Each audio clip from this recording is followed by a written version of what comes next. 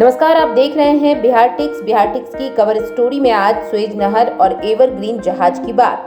Suez नहर के बंद होने से वैश्विक व्यापार को बड़ा झटका लगने की आशंका थी। लेथ एजेंसीज के अनुसार फंसे हुए जहाज को निकालने के लिए 10 टगबोट की मदद ली गई।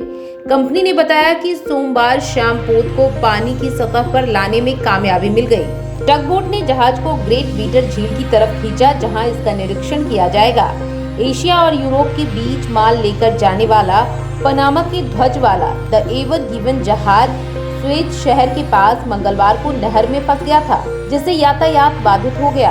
यह जलमार्ग वैश्विक परिवहन के लिए बेहद अहम है। आधिकारिक आंकड़ों के मुताबिक पिछले साल 19,000 पोत इस नहर से होकर गुजरे थे। इस नहर से दुनिया का करीब 10% व्यापार होता है। यह जलमार्ग तेल के परिवहन के लिए अहम है, इसलिए महत्वपूर्ण है सुएज नहर। सुएज नहर दुनिया के सबसे व्यस्ततम समुद्री मार्गों में से एक है। पूरी दुनिया में होने वाले समुद्री कारोबार का 12% आवागमन इसी नहर से होता है। नहर बनने के बाद एशिया और यूरोप के बीच की दूरी 6,000 किलोमीटर कम हो गई है। सफर में भी 7 दिनों की कमी आई है। रोजाना यहाँ से लगभग 50 जहाज गुजरते हैं, जिन पर $10 बिलियन यानी करीब 73,000 करोड़ रुपए तक का सामान लदा होता है। ऐसे रुक गया था यातायात। एवरग्रीन जहाज चीन से माल लादने के बाद नीदरलैंड के पोर्ट रॉटरडैम जा रहा था।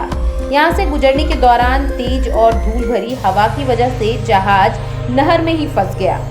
400 मीटर लंबे इस जहाज में 2 लाख टन से भी ज्यादा का माल लदा था। इस जहाज को 2018 में बनाया गया था, जिसे एवरग्रीन मरीन नामक कंपनी संचालित करती है। जहाज के चालक दल में 25 भारतीय भी शामिल थे।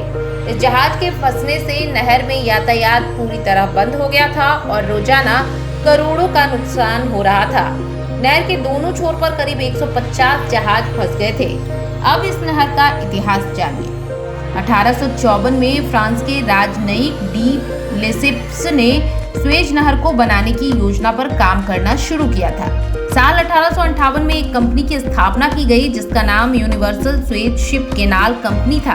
इस कंपनी को 99 साल के लिए नहर के निर्माण और संचालन का काम सौंपा गया। ये नहर 1869 में बनकर तैयार हुई और इसे अंतर्राष्ट्रीय यातायात के लिए खोल दिया गया। 1956 के मिस्र के राष्ट्रपति अब्दुल नासिर ने सुएज नहर का राष्ट्रीयकरण किया।